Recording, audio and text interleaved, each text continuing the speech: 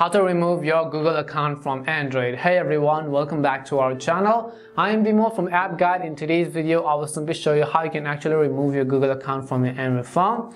But before we get started, as always, if you are new to our channel, do make sure to leave a like, hit that subscribe button, and without any further ado, let's get started with today's video. So first things first, let's say you want to actually remove your Google account from your Android phone. You have to understand that when you remove your Google account, applications such as Google Apps such as Play Store, Google Photos and all will not be able to run unless you sign into another Google account. For example, if you have multiple Google accounts, you want to remove one, that's not an issue at all. But if you only have one, you want to remove them, you will not be able to run any of the Google apps.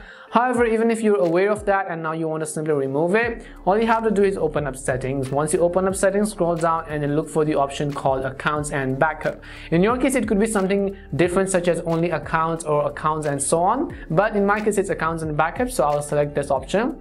Over here at the very top, you can see this option which says manage accounts. Go ahead and select manage accounts. And as soon as you select manage accounts, you'll be able to see a list of these options. All you have to do is you have to select the Gmail or the Google account which you want to remove or delete.